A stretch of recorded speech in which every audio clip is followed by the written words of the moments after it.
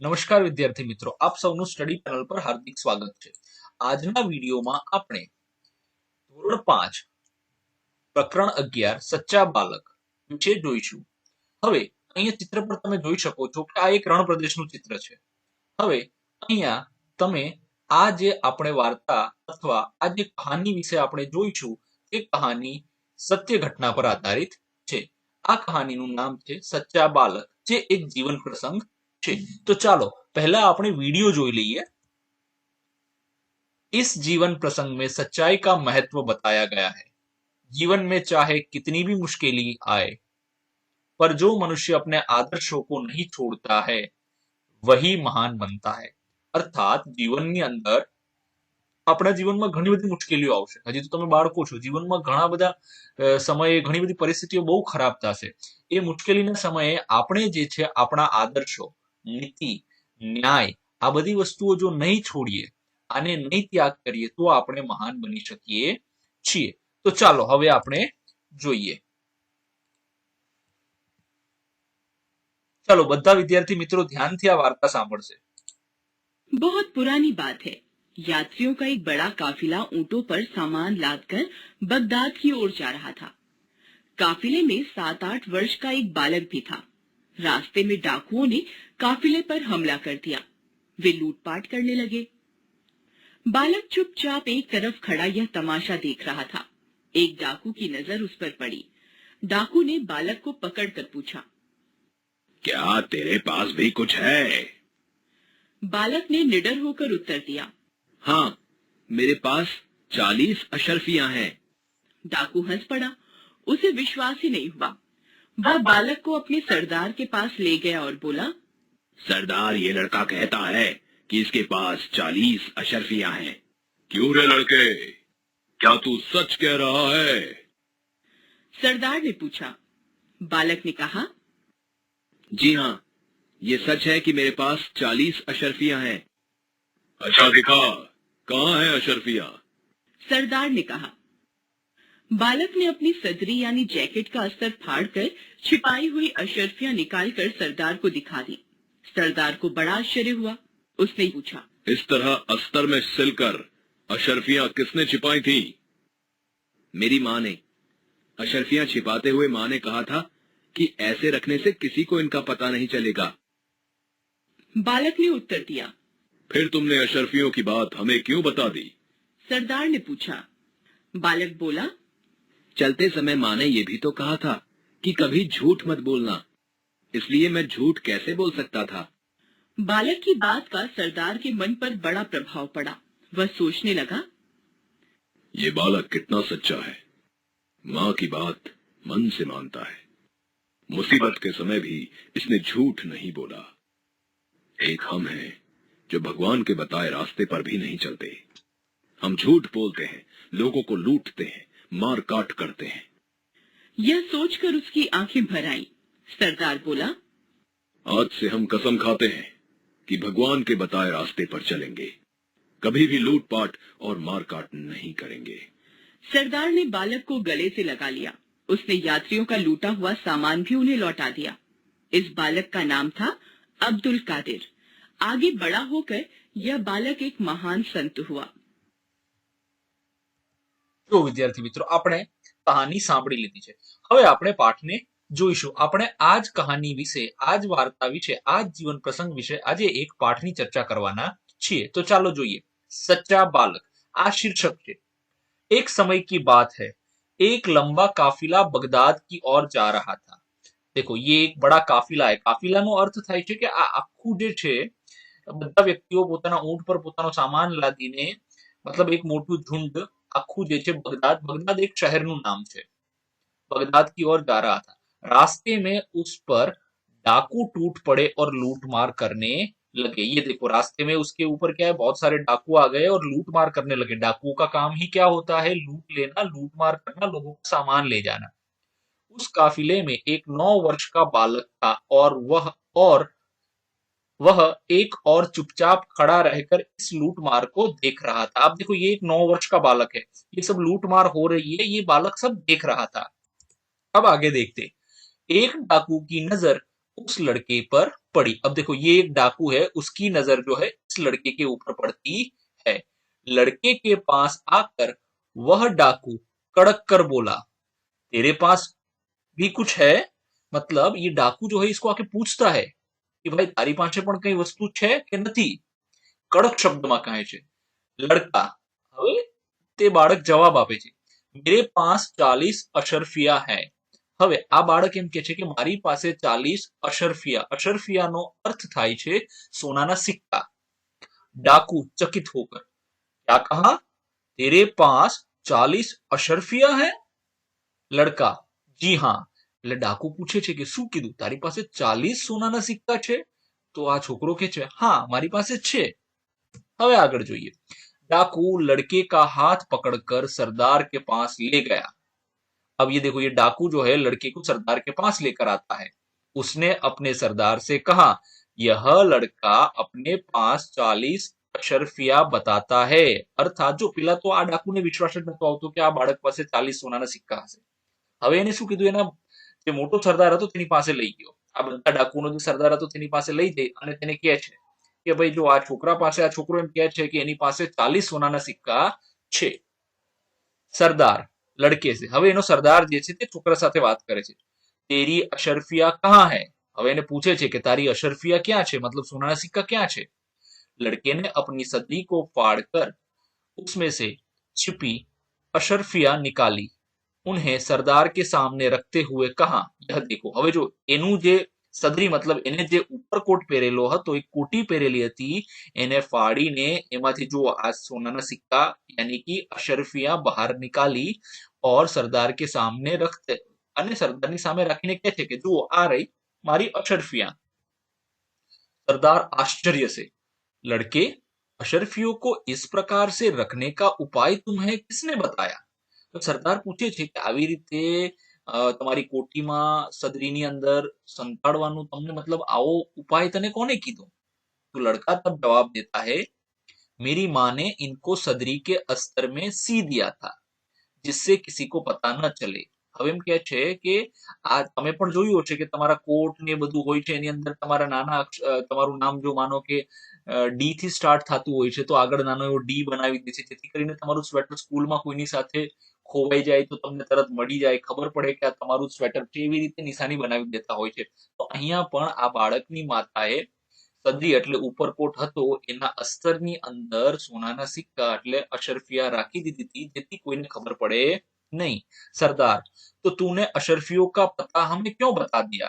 હવે સરદારને એવું આશ્ચર્ય થાય છે કે આ છોકરાએ અમને શું કામ, એની મમ્મીએ તો એને મતલબ જે છે એને સંતાડીને રાખવાનું કીધું હતું એટલે તો આવી રીતે પેક કરી દીધી, તો આ છોકરાએ અમને કેમ કહી દીધું બધું? तो लड़का अब जवाब क्या देता है? लड़का कहता है, मैं झूठ कैसे बोलता, मेरी माँ ने कहा था बेटा सदैव सच बोलना, झूठ बोलना पाप है। હવે છોકરો એમ કહે છે કે મારા મમ્મીએ સાથે સાથે મને એમ પણ કીધું હતું કે આપણે ક્યારેય ખોટું બોલવું જોઈએ નહીં, ખોટું બોલવાથી પાપ લાગે છે। તમારામાંથી પણ ઘણા વિદ્યાર્થી મિત્રો જ્યારે પણ પોતાનું ગૃહ કાર્ય કરીને નહીં લાવતા હોય ત્યારે ખોટું બોલતા હોય છે, તો આપણે પણ ખોટું નહીં બોલવાનું। જો તમારું કારણ યોગ્ય હશે તો તમારા વર્ગ શિક્ષક એને સાંભળશે અને તમને એક વધારાનો દિવસ આપશે, જેથી કરીને તમે બીજે દિવસે તમારું ગૃહ કાર્ય કરીને લઈ આવી શકો છો। પણ જો તમે ખોટું બોલશો તો વર્ગ શિક્ષકને ખબર પડી જાય છે કે આ બાળક ખોટું બોલે છે, અને ખોટું બોલવાથી પણ આપણને સૌથી મોટી વસ્તુ શું છે, ભગવાનજી નારાજ થઈ જાય છે અને આપણને પાપ લાગે છે। હવે આગળ જોઈએ। સરદાર ડાકુઓ से कहता है, હવે સરદાર જે છે બીજા ડાકુઓની સાથે વાત કરે છે। શું કહે છે એને? यह छोटा बच्चा अपनी माँ का इतना कहना मानता है कि ऐसे संकट में भी झूठ नहीं बोला। हम लोग बड़े होकर भी ईश्वर के बताए नेक रास्ते पर नहीं चलते और लूट मार करते रहते हैं।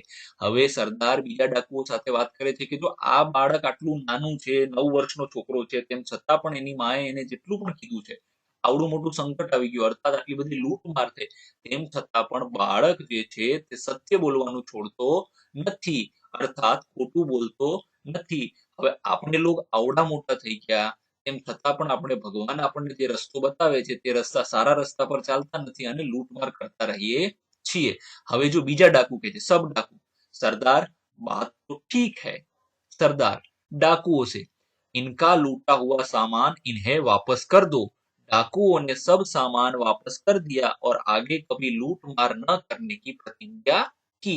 હવે જો ગુજરાતીમાં આપણે આ શબ્દને પ્રતિજ્ઞા કહીશું, પણ હિન્દીમાં આનું ઉચ્ચારણ શું થશે? પ્રતિજ્ઞા થશે. શું થશે? પ્રતિજ્ઞા. હવે અહીંયા જુઓ, હવે આ લોકોએ શું કર્યું? ડાકુએ પછી સરદારે કીધું બધા ડાકુઓને કે ભાઈ તમે જે સામાન આપણે લૂંટેલો છે બધું એમને પાછો આપી દો, અને હવે આપણે એવી પ્રતિજ્ઞા કરીએ છીએ કે હવે પછી આપણે ક્યારેય પણ લૂંટમાર કરીશું નહીં. સચ બોલને વાલે इस बालक का नाम था अब्दुल कादिर. હવે જે બાળક હતો સાચું બોલતો હતો 9 વર્ષનું, એનું નામ શું હતું? અબ્દુલ કાદિર था. बड़ा होकर यह बालक महान संत हुआ. उनकी समाधि बगदाद में है. હવે બગદાદ એક બહુ સુપ્રસિદ્ધ શહેર છે મિડલ ઈસ્ટમાં, ત્યાં આ બાળક જે છે એ મોટો થઈને બહુ મહાન સંત થાય છે અને ત્યાં તેની સમાધિ પણ છે. वहां प्रत्येक वर्ष बड़ी संख्या में लोग दर्शन के लिए आते हैं. આ સમાધિની દર્શન માટે પણ મોટી સંખ્યામાં લોકો ત્યાં જાય છે.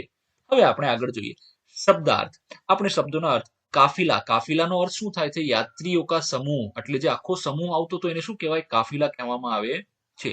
અશરફિયા. અશરફિયા એટલે सोने के सिक्के, सोनाना सिक्का.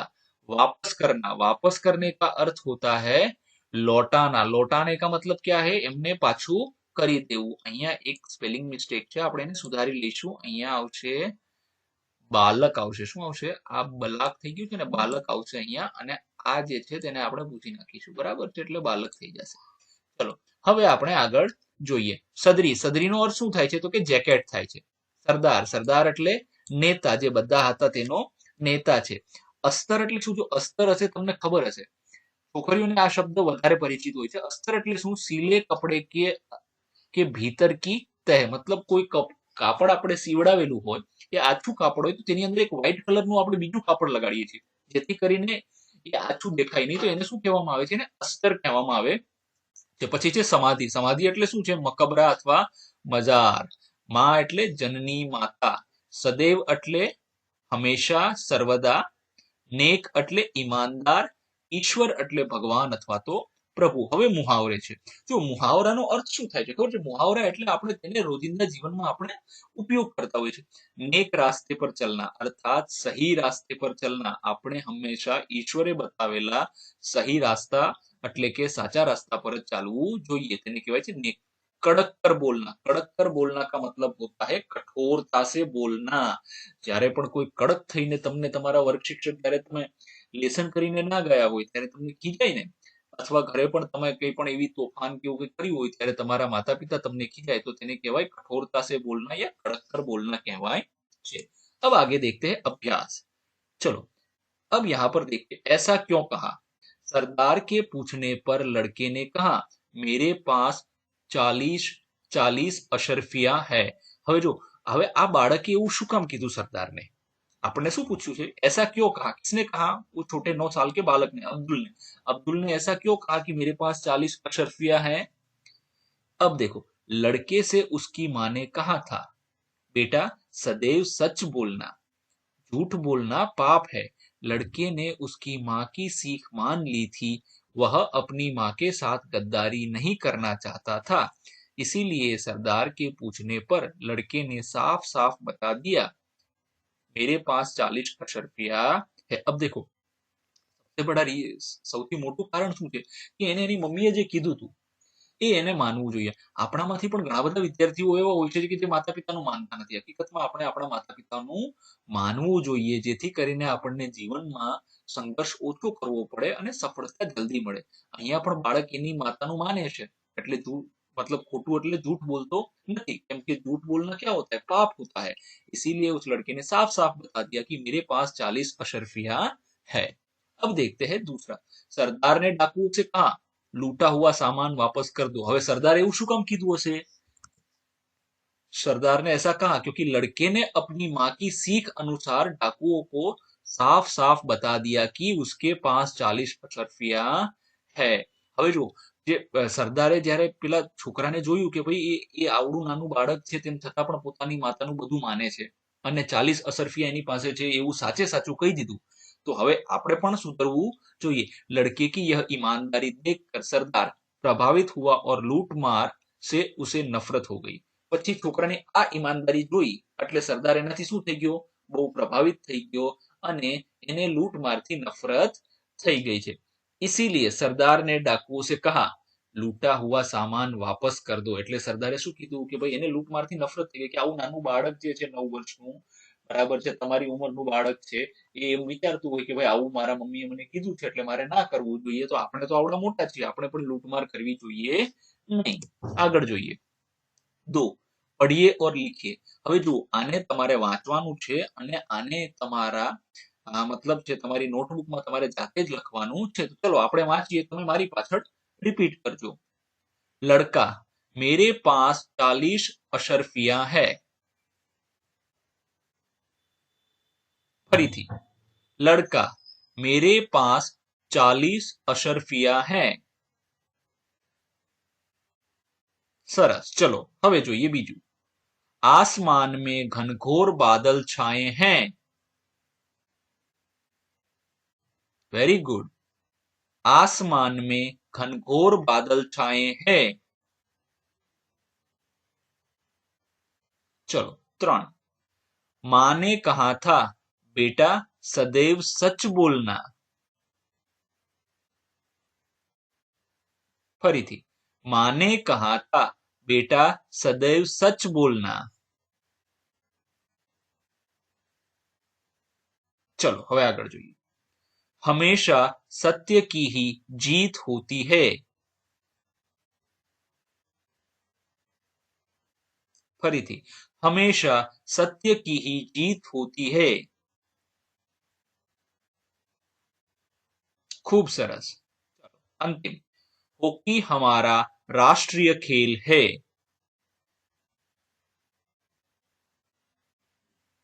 हॉकी हमारा राष्ट्रीय खेल है.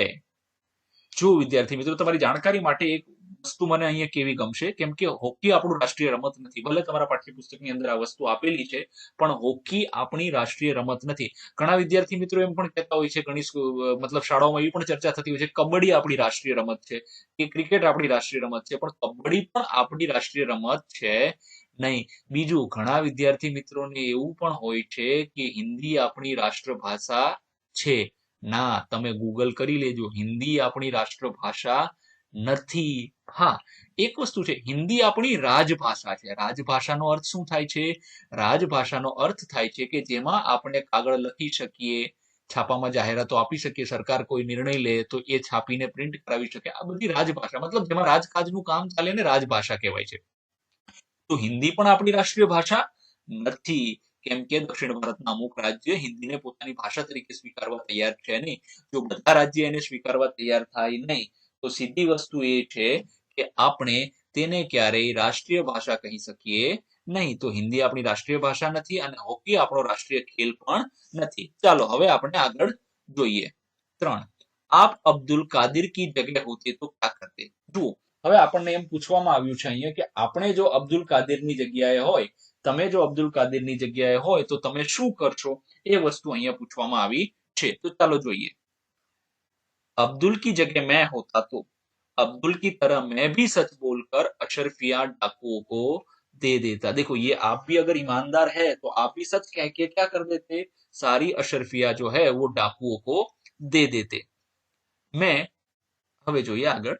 मैं डाकुओं से कहता कि मैं इतना छोटे हुए भी सच सच बोलता हूं और एक आप है कि भगवान के बताए हुए नेक रास्ते पर नहीं चलते और बेईमानी की કમાઈ, કમી નહીં આવે, અહીંયા આવશે કમાઈ. આપણે આને ચેન્જ કરી દઈએ, અહીંયા આવશે કમી નહીં આવે, કમાઈ આવશે. આપણે લખી દઈએ કમાઈ આવશે, બરાબર છે.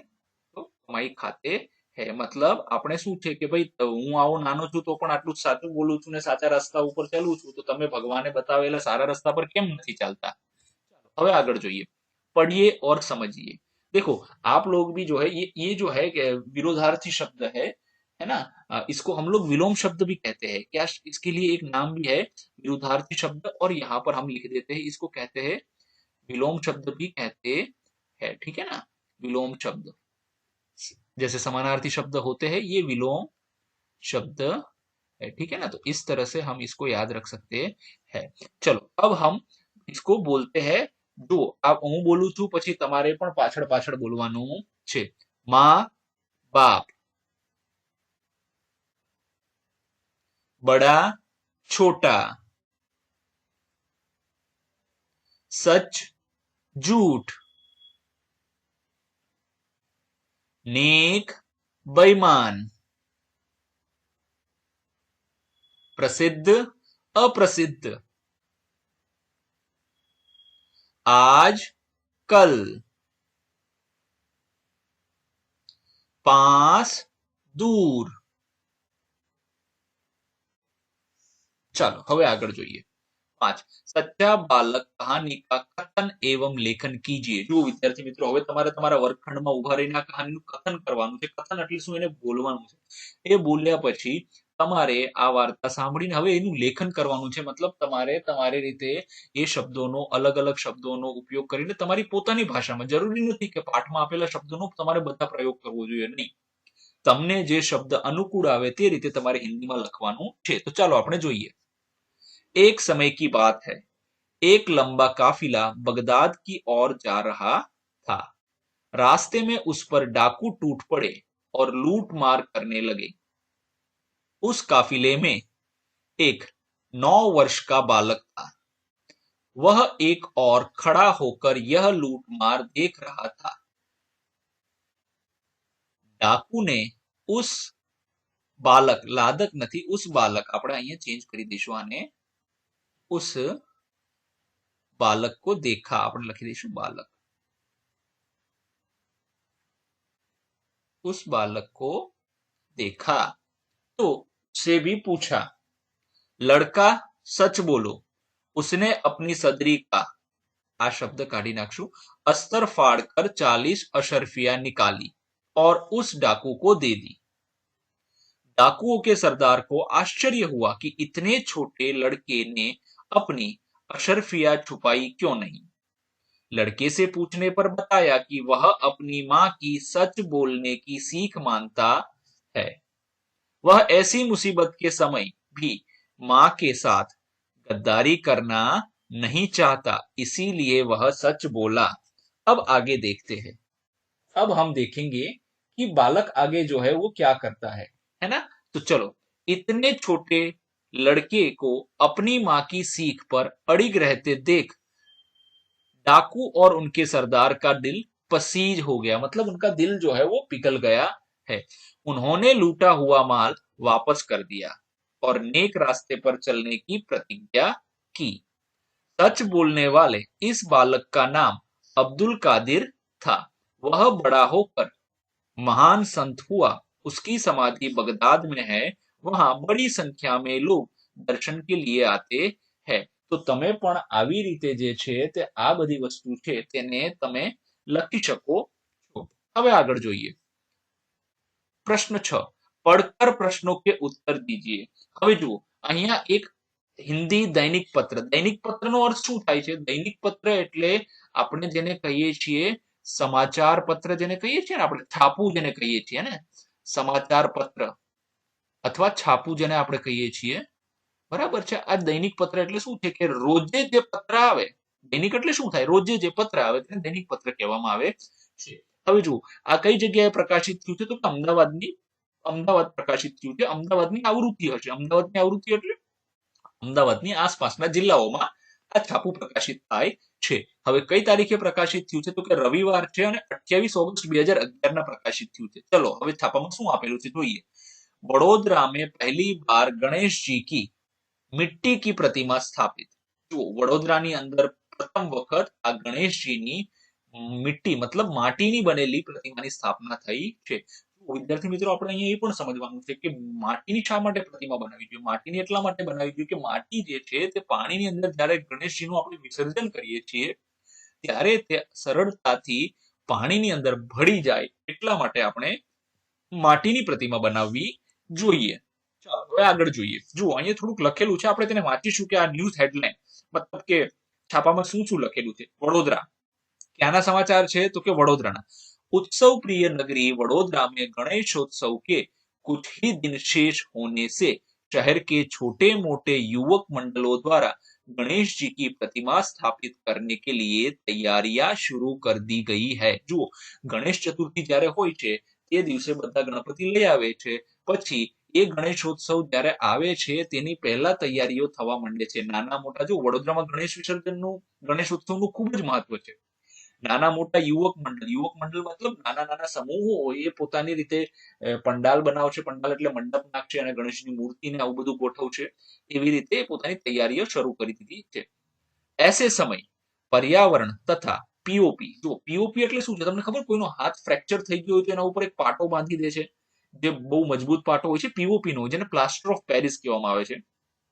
કે प्रतिबंध को ध्यान में रख शहर के राजमहल रोड स्थित ताड़फलिया सार्वजनिक युवक मंडल ने इस वर्ष पहली बार गणेश जी की मिट्टी की प्रतिमा स्थापित करने का निर्णय किया है. હવે જો પર્યાવરણને નુકસાન બહુ કરે છે. આ જે પીઓપી છે ને, પ્લાસ્ટર ઓફ પેરિસ, તે ખરેખર પર્યાવરણને બહુ નુકસાન કરતું હોય છે. હવે એના લીધે શું છે કે એના લીધે સરકારે તેના પર પ્રતિબંધ મૂકી દીધો છે કે તેની મૂર્તિ બનાવવાની નહીં. હવે રાજમહેલ રોડ છે વડોદરામાં, એક જગ્યા છે, ત્યાં તાડફલિયા સાર્વજનિક યુવક મંડળ એક સમૂહ છે. તેને શું નક્કી કર્યું? તેને નક્કી કર્યું કે હવે આપણે આ વર્ષે છે મિટ્ટી મતલબ માટીની ગણેશજીની પ્રતિમાની સ્થાપના કરીશું. તાડફલિયા યુવક મંડળ દ્વારા प्रथम बार 22 फुट ऊंची तथा 800 किलो वजन की विशालकाय गणेश जी की प्रतिमा बनाने का बीड़ा उठाया था. હવે જે આ તાડફલિયા યુવક મંડળ છે તેને પ્રથમ વખત 22 ફૂટ ઊંચી અને 800 કિલો વજન વાળી વિશાળકાય બહુ મોટી ગણેશજીની પ્રતિમા બનાવવાનો નિર્ણય લીધો હતો. प्रतिमा के निर्माण के लिए कोलकाता से विशेष मूर्तिकार तपन मंडल के कलाकारों को बुलाया गया है. હવે આ મૂર્તિ બનાવવા માટે એ લોકોએ શું કર્યું કે કલકત્તાથી વિશેષ મૂર્તિકારનું આખું એક જૂથ છે, મંડળ છે, સમૂહ છે, તેનું નામ છે તપન મંડળ. ત્યાંના કલાકારોને બોલાવવામાં આવ્યા છે. यह कलाकार पिछले 1.5 माह से शहर का मेहमान बना है तथा शास्त्रोक्त विधि के अनुसार वह गणेश जी की मिट्टी की प्रतिमा को अंतिम रूप दे रहा है. હવે જો આ આખું મંડળ જે છે તે શું કરે છે? તે વડોદરાનું મહેમાન બન્યું છે. કેમ કે એ લોકોને એક ઓર્ડર મળ્યો છે, એ લોકોએ ગણેશજીની પ્રતિમા બનાવવાની છે અને શાસ્ત્રોક્ત વિધિ મુજબ તે ગણેશજીની માટીની પ્રતિમાને અંતિમ રૂપ આપી રહ્યા છે. ચાલો હવે આપણે અમુક પ્રશ્નના જવાબ આપવાના છે. ચલો, સૌથી પહેલો પ્રશ્ન, અખબાર में छपा સમાચાર કબ પ્રસિદ્ધ હુઆ હૈ? કબ મતલબ શું છે? તારીખ લખવાની છે. શું લખવાની છે? કઈ તારીખે આ સમાચાર પ્રસિદ્ધ થયા છે? ચલો જોઈએ. જુઓ તમે અહીંયા છે 28 ઓગસ્ટ 2011 ના રોજ આ સમાચાર પ્રસિદ્ધ થયા છે. તો આપણે જવાબમાં લખીશું अखबार में छपे समाचार 28 अगस्त 2011 के दिन प्रसिद्ध हुए हैं. આપણો જવાબ આવશે. अब देखिए दूसरा प्रश्न, समाचार की हेडलाइन पढ़िए. देखिए आपने अगर न्यूज़पेपर या कुछ मतलब जो है समाचार छापું તમે જોયું છે તો તમને ખબર હશે કે આ હેડલાઇન કહેવાય. જે ઉપર મોટા અક્ષરે આપેલી હોય છે ને એને શું કહેવામાં આવે છે? ને હેડલાઇન કહેવામાં. શું હેડલાઇન છે?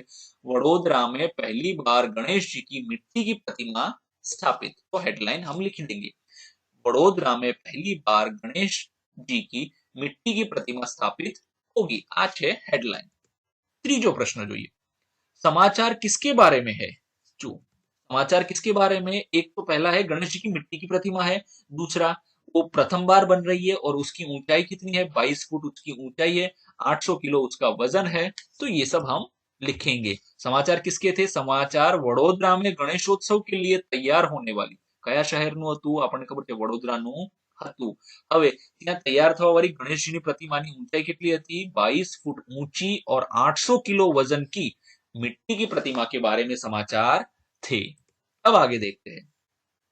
समाचार पत्र के संदर्भ में कोई 4 प्रश्न बनाकर उत्तर लिखिए. જો અહીંયા મેં તમારા માટે પ્રશ્ન બનાવી દીધા છે. તમે તમારી રીતે અલગ પણ પ્રશ્ન અહીંયા બનાવી શકો. પ્રથમ જોઈએ, यह किस शहर के समाचार है? જો હવે આમાં બાળકો ભૂલ શું કરે છે ખબર છે? ઉપર તમને ખબર હોય તો જ્યાં તારીખ હતી ને ત્યાં અમદાવાદ લખેલું હતું. અહીંયા બાળકો ભૂલ કરે છે. ના, તમારે જોવાનું કે અહીંયા છાપાની અંદર શું આપેલું છે, આ આર્ટિકલમાં શું છાપેલું છે? અહીંયા લખેલું છે वडोदरा उत्सव प्रिय नगरी वडोदरा में, अर्थात ये समाचार जो है वडोदरा शहर के समाचार है. अब देखते हैं दूसरा प्रश्न, कौन से मंडल ने गणेश जी की प्रतिमा स्थापित करने का निर्णय किया है? देखो अब इसके अंदर एक मंडल भी दिया था. ये देखो ताड़फलिया युवक मंडल द्वारा, है ना?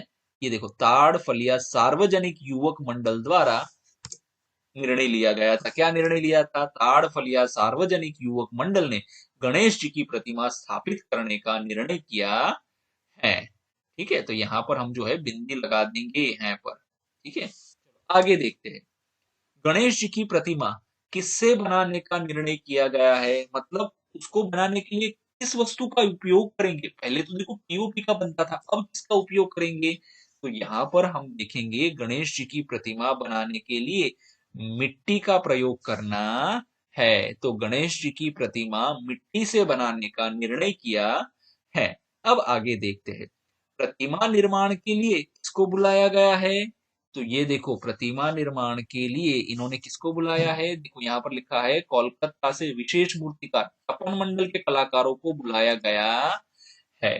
ठीक है, तो प्रतिमा निर्माण के लिए कोलकाता से विशेष मूर्तिकार को बुलाया गया है। अब आगे देखते हैं। 5 निम्नलिखित એટલે નિમ્ન એટલે નીચે લખેલા, લિખિત એટલે લખેલા, નિમ્ન એટલે નીચે અને લિખિત એટલે લખેલા શબ્દો કે સમાનાર્થી શબ્દ ઢૂંઢીએ।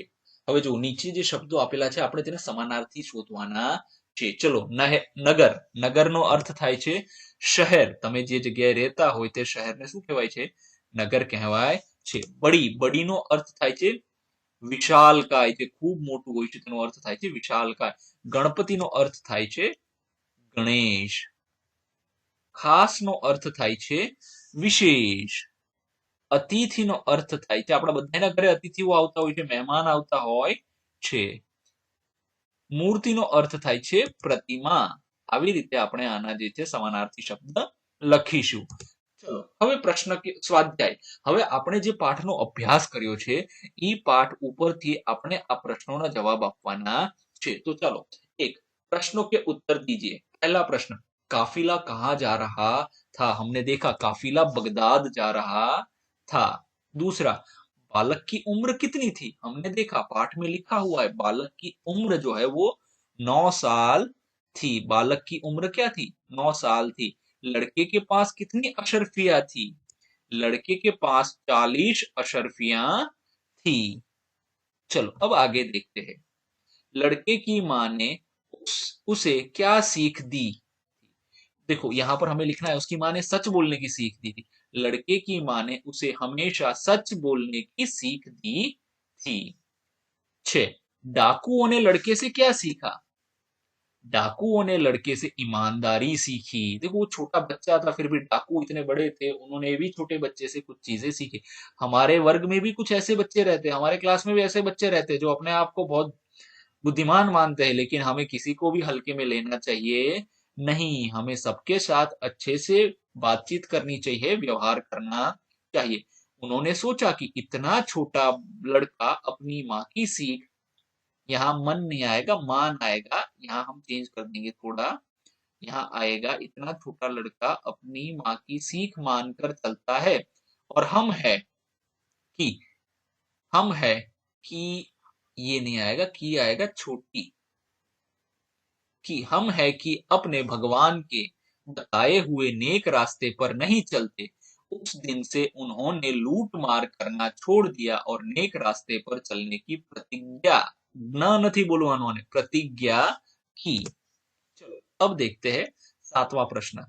सच बोलने वाला बालक कौन था। हमको पता है सच बोलने वाला बालक अब्दुल कादिर था। अब 8वां देखते, अब्दुल कादिर की समाधि कहाँ है। तो बताओ कि वो लोग कहाँ जा रहे थे, वो लोग बगदाद जा रहे थे, तो अब्दुल कादिर की समाधि भी जो है बगदाद में है। अब आगे देखते हैं, सही जोड़े मिलाइए और वाक्य में प्रयोग कीजिए। जो सही जोड़े मिलाइए નો અર્થ શું છે કે આને આની સાથે આપણે मतलब जो છે જોડવાના છે, બરાબર છે। चलो, कड़क कर बोलना, कड़क कर बोलना का अर्थ होता है कठोरता से बोलना। अब देखते हैं हम आगे वाला देख लेते हैं, घुटने टेकना। घुटने टेकने का अर्थ होता है हार मानना। नेक रास्ते पर चलना मतलब सही रास्ते पर चलना होता है।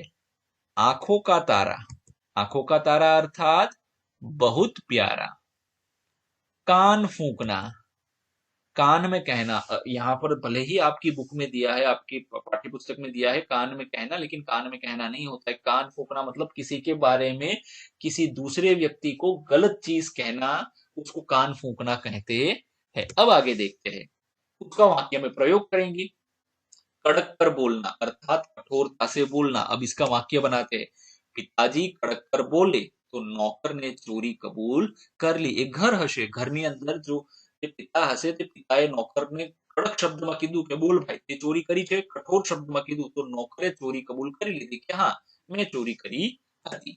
બીજું, ઘૂંટને ટેકના, હાર માનના, મતલબ કોઈ વસ્તુથી હારી જવું, આપણે હારી જઈએ તો ઘૂંટને ટેકના કહી શકાય છે.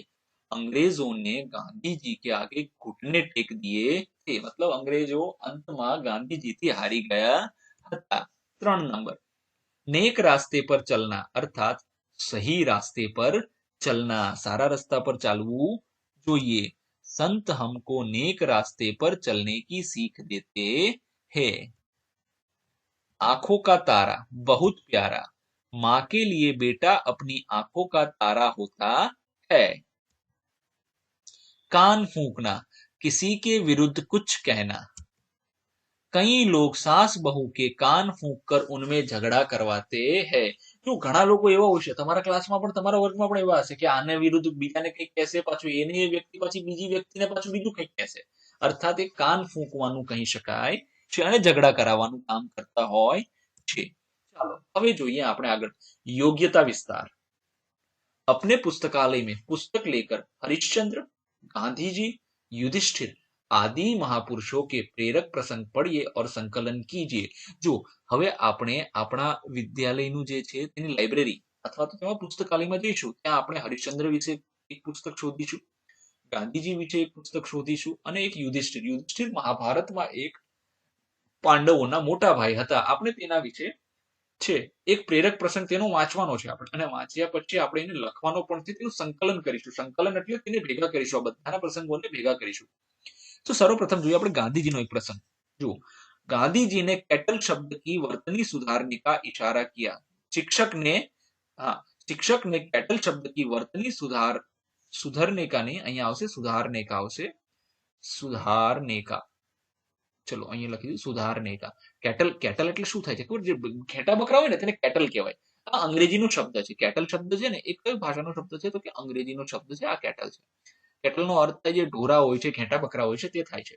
શિક્ષક ને કેટલ શબ્દ की वर्तनी सुधारने का इशारा किया, मतलब કોઈ બહારથી આવ્યા હશે નિરીક્ષક ઇન્સ્પેક્શન માટે આવ્યા હશે, બરાબર છે. નિરીક્ષણ માટે જયારે આવે તો ગાંધીજીને કીધું હશે કે વર્તની એટલે શું થાય? વર્તની એટલે એનો સ્પેલિંગ, કેટલ શબ્દનો સ્પેલિંગ સુધારવાનું કીધું. फिर भी गांधी ने वर्तनी नहीं सुधारी. હવે ગાંધીજીએ તો પણ તેના સ્પેલિંગને સુધાર્યો નહીં. और निरीक्षक को गलत वर्तनी वाला शब्द दिखाया, मतलब અહીંયા ગાંધીજીની જે છે તે આપણે કહી શકીએ તે કેટલા ઓનેસ્ટ હતા, કેટલા પ્રામાણિક હતા તે દેખાડવામાં આવ્યું છે. એમાં જો તમારી ભૂલ હોય છે તો કોઈ વાંધો નહીં, ભૂલને તો સુધારી શકાય, પણ હા ભૂલ સુધારીને આપણે ખોટી રીતે આપણી મરજીથી ભૂલ સુધારીને પછી દેખાડીએ તો એવું કરાય નહીં. હવે બીજો પ્રસંગ છે.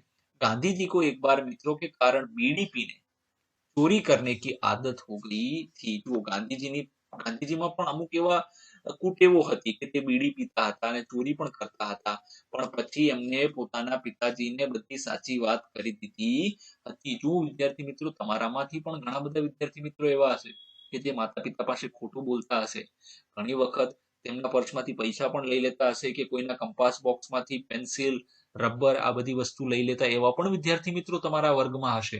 પણ જો તમે આવું કરતા હોય તો તમારે કદાચ ભૂલથી ક્યારેય થઈ ગયું હોય તો તમારે તમારા વર્ગ શિક્ષકને અથવા તો તમારે તમારા મમ્મી પપ્પાને આ વસ્તુની જાણ કરવી જોઈએ. એમનાથી ખોટું કે છુપાવીને રખાય નહીં. હવે જોઈએ આપણે રાજા હરિશ્ચંદ્ર વિશે. જો राजा हरिश्चंद्र सत्य की खातिर परिजनों के साथ खुद भी बिक जाते हैं. જો રાજા હરિશ્ચંદ્ર જે હતા, ચલો અહીંયા બાલક જ આવશે, બાલક નહીં આવે. રાજા હરિશ્ચંદ્ર જે છે તે સત્ય માટે શું કર્યું હતું? રાજા હરિશ્ચંદ્ર પોતે વેચાઈ ગયા હતા. પોતાના પરિવારને તો વેચી જ નાખ્યો પણ પોતે પણ વેચાઈ ગયા હતા. શા માટે? ખાલી અને ખાલી સત્ય માટે. એમ આપણે જો ગુજરાતીમાં કહેવત છે કે ભાઈ તું હરિશ્ચંદ્ર ના બનીશ. હરિશ્ચંદ્ર એટલે સત્યવાદી ના બનીશ. બહુ સાચું નહીં બોલવાનું. હરિશ્ચંદ્ર રાજા એટલું સત્ય બોલતા હતા ને કે તેની કોઈ સીમા, એને કોઈ દિવસ ખોટું જ નથી બોલ્યું, બરાબર છે. પણ એના લીધે એમને દુઃખ પણ એટલું વેઠવું પડ્યું હતું. પણ છેલ્લે રાજા હરિશ્ચંદ્રને બધું સુખ મળે છે. શરૂઆતમાં બની શકે કે તમે પણ બહુ સાચું બોલતા હોય તો દુઃખનો સામનો કરવો પડે, પણ કોઈ વાંધો નહીં, ધીરે ધીરે બધું સારું થઈ જાય છે. પછી છે યુધિષ્ઠિર. યુધિષ્ઠિર જે છે તે 5 પાંડવોમાં સૌથી મોટા પાંડવ હતા. જો महाभारत के युद्ध में प्राण संकट में आने पर भी युधिष्ठिर अश्वत्थामा की मृत्यु की झूठी घोषणा करने में झिझकते हैं। अर्थात શું થાય કે જ્યારે મહાભારતના યુદ્ધમાં ગુરુ દ્રોણાચાર્ય નો વધ પાંડવો કરી શકતા ન હતા ત્યારે એક હાથી હોય છે, હાથીનું નામ પણ શું હોય છે? અશ્વત્થામા હોય છે. તો ભીમ જે છે તે અશ્વત્થામાને પોતાની ગદાથી મારી નાખે છે અને અશ્વત્થામા નામનો હાથી મરી જાય છે. હવે આ વસ્તુ ભગવાન શ્રી કૃષ્ણ એમ કહે છે કે જો યુધિષ્ઠિર બોલે આ વસ્તુ તો જ ગુરુ દ્રોણાચાર્ય જે છે તે સાચું માનશે, બાકી બધા પાંડવો ઉપર, બીજા 4 પાંડવો ઉપર એમને વિશ્વાસ છે નહીં. તો તમારે શું કરવાનું છે? યુધિષ્ઠિરને કીધું કે તમારે બોલવાનું. શું બોલવાનું? નરોવા કુંજરોવા, મતલબ અશ્વત્થામા મરી ગયો છે. હવે નર એટલે શું? માણસ. નરોવા અર્થાત માણસ મરી ગયો છે કે હાથી મરી ગયો છે એ ખબર નથી. હકીકતમાં મરી કોણ ગયું હતું? હાથી મરી ગયો. બરાબર છે. ગુરુ દ્રોણાચાર્યના પુત્ર જે અશ્વત્થામા હતા તેમનું મૃત્યુ નતું થયું, પણ આવી રીતે ખોટી અફવા ફેલાવવાની હતી તો એમને બીક લાગતી હતી એટલે ઝીઝકતા હતા. આપણે પણ ખોટું બોલવું જોઈએ નહીં. જો વિદ્યાર્થી મિત્રો તમને પાઠમાં ખૂબ જ આનંદ આવ્યો હશે, તમે તમારા અન્ય મિત્રો સાથે પણ આ લિંક જરૂરથી શેર કરશો. ધન્યવાદ.